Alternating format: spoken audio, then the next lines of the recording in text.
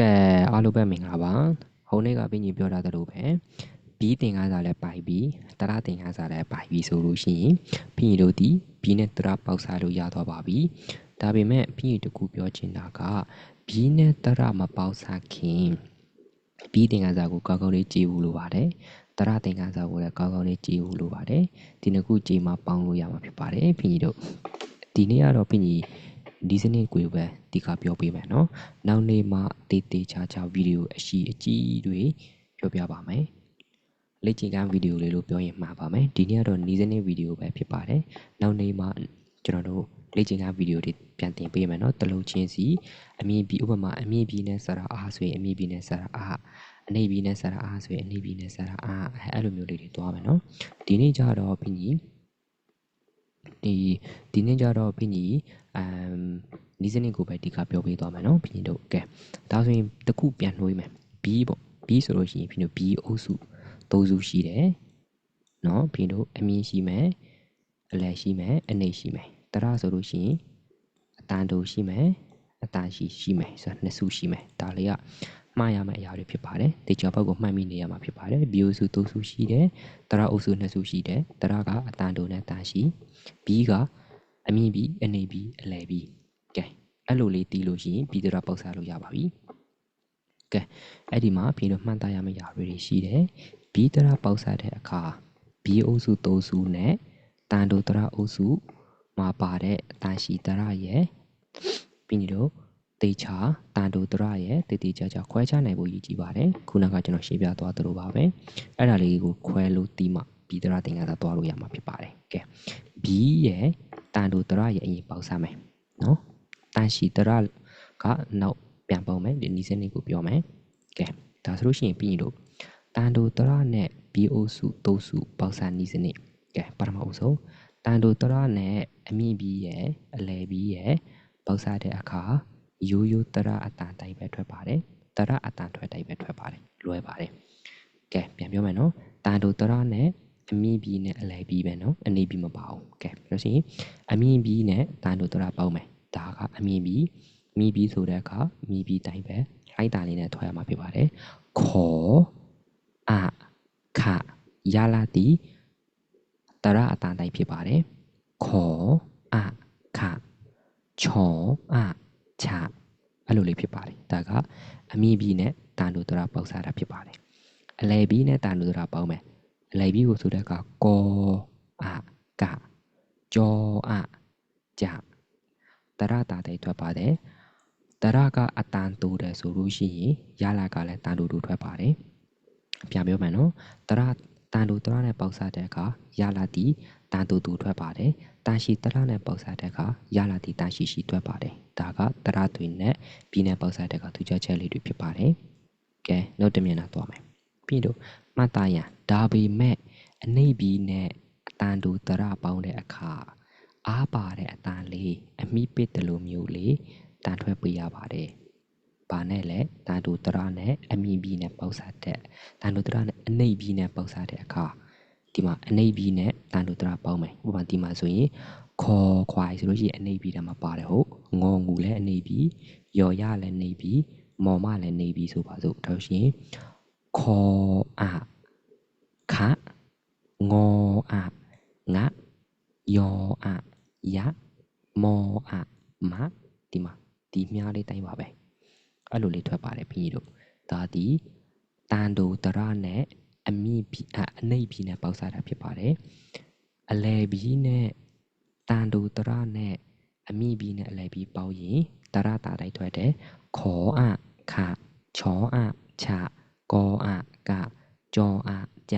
ဒါပေမဲ့တန်တိုတရနဲ့အနိပ်ပြီးတွေပေါက်တဲ့အခါအားပါတဲ့တန်တွေထက်တယ်ခေါ်ခ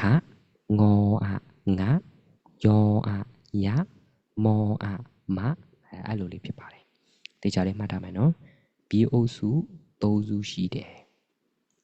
တရအတန်2မျိုးရှိတယ်အတန်တိုနဲ့အတန်ရှိအဲ့ဒီ B အုပ်စု၃စုထဲက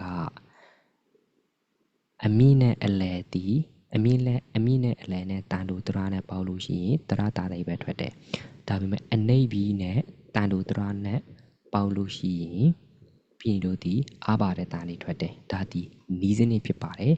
စိတ်မပူပါနဲ့မမှန်ပြီးမှနောက်နေ့မှာဒီဟာဘီတလုံးချင်းစီနဲ့တရတလုံးချင်းစီပေါင်းတဲ့ဗီဒီယိုတွေဖိညီလေ့ကျင့်ခန်းဗီဒီယိုတွေအများကြီးလုပ်ပေးမှာပါเนาะဒီနေ့တော့နီးစနစ်လေးပဲနားထောင်ကြည့်ပါသဘောပေါက်အောင်လေးဖိညီပြောပြတာဖြစ်ပါတယ်ဒါဗီဒီယိုတိုလေးဖြစ်မှာပါเนาะဖိညီတို့ကဲနိုင်ရှင်းချက်ဒီမှာအမင်းဘီနဲ့အလဲဘီနဲ့တန်တူတရာပေါင်းမယ်အနေဘီနဲ့တန်တရာမှာဘယ်လိုဆိုတော့ခေါ်အခခေါ်အခချောအချချောအချကောအကမောအမအဲ့လိုလေးတန်လေးကထူးထူးခြားခြားလေးထွက်နေပါတယ်ချစ်ဖို့ကောင်းပါတယ်ဒီတန်လေးတွေပြီးတာတော့ကြတယ်ကဲဘီနဲ့တာရှိတရပေါင်းတဲ့နီးစနစ်ကိုဆက်လေ့လာကြမယ်ဒီတခါ B နဲ့တာရှိတရနဲ့ပေါင်းမယ်နော်ကဲတာရှိတရနဲ့ B အုပ်စုတိုးစုပေါက်စားနည်းစနစ်ဟုတ်တယ်တာရှိတရနဲ့အမည် B ပေါက်စားတဲ့အခါ B အတန်အထွက်တိုင်းလှိုင်းတန်လေးထွက်ရပါတယ်နော်ထူးခြားချက်လေးပါအမည် B နဲ့တာရှိတရနဲ့ပေါင်းမယ်ခေါ်အားခါချောအားချာစောအားစာဖော်အားဖာကဲအဲ့လိုလေးပါနော်နောက်တစ်ခုသွားမယ်မှတ်သားရအလဲပြီးအနေပြီးနဲ့တာရှိတရပေါင်းတဲ့အခါတရအတာတိုက်တက်ဖြောက်တဲ့ရှိရှိလေးထွက်ပေးရပါတယ်ဒါကလွယ်ပါတယ်အလဲရဲ့အနေရဲ့တာရှိတရရဲ့ပေါင်းမယ်ဆိုလို့ရှိရင်ဥပမာဒီမှာအလဲပြီးကောကိုင်နဲ့ပြီးနေတော့တာရှိတရနဲ့ပေါင်းမယ်ကောအာကာကြောအာဂျာငေါအာငါမောအာမာကဲအဲ့လိုလေးဖြစ်ပါတယ်ကဲနှိုင်းရှင်ချဲလေးလာမယ်မြည်ပြီးနဲ့တာရှိတရပေါင်းမယ်ခေါ်အားခါကောအာကာချောအားချာမောအာမာဖောအားဖာဒေါ်အာဒါကဲအဲ့လိုလေးပါရိုးရိုးရှင်းရှင်းလေးဖြစ်ပါတယ်